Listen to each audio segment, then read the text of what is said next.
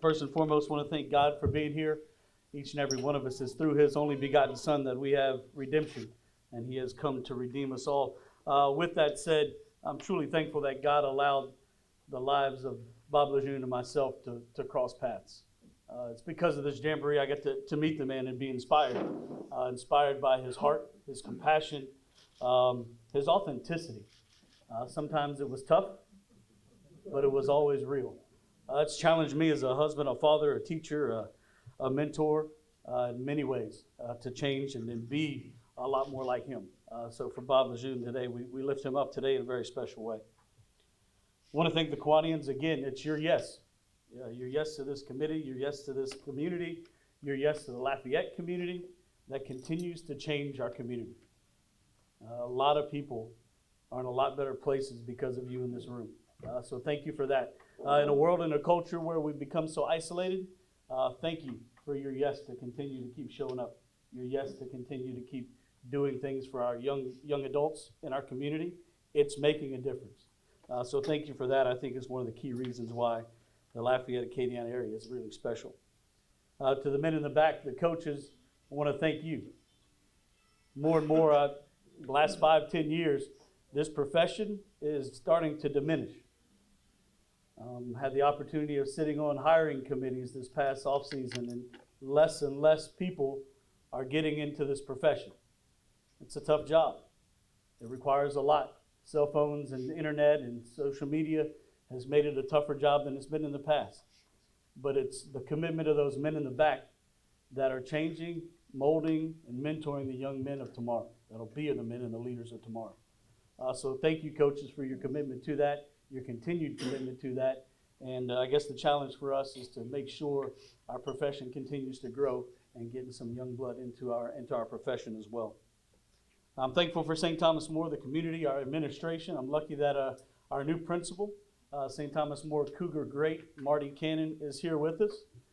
Good to have you here with us. Just wanted to recognize him. Jack beat me to the punch, but I don't have a joke about that because thank you, you already hired me. Also, just our faculty, our staff, our students. We want to obviously congratulate the Queen on her recognition and her week this week.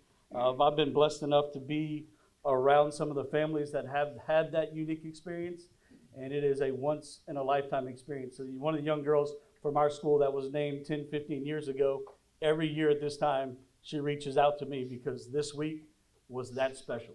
So thank you all for that addition to this jamboree, and I hope she has an amazing week. Our theme this year for our team is Overload. It's from General McCracken, his new book, The Lessons from the Bullfrog.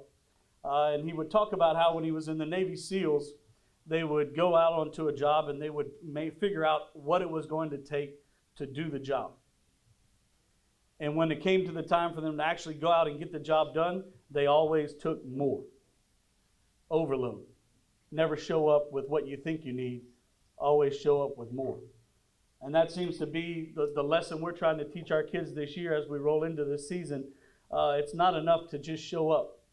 You got to take what you have and then some. You got to prepare for what it could be and not just what you think it's going to be. And again, these lessons, obviously, we hope we're going to win some games on a Friday night, Thursday this week. But the reality is we hope these young men in 10, 15, 20, 30 years are learning how to apply these lessons in their lives in many different avenues. You know, I sat in Mass this morning, and as Catholics, we're celebrating Mary, the Mother of God. And as I sit there in Mass, and I'm just kind of thinking and mulling through a lot of my life, it's Mary's yes that changed the world. It's Mary's commitment to whatever God's plan in her was, even though she was scared to death of it. And it's that yes that helped change the world. And I too am being called to say yes. You too are being called to say yes. And I think about, for me, when I reflect on it, I learned how to say yes on a football field in the back of St. Thomas More Catholic High School in 1992. I learned how to commit to something that was bigger than myself.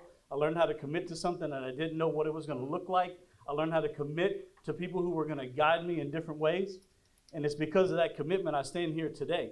It's because of that commitment I've learned how to commit to other things in my life. It's because of those men in the back that day after day get young men in our community to walk out on a field in the heat and do a sport that's not easy and learn how to commit. And we're going to reap the benefits. We already are.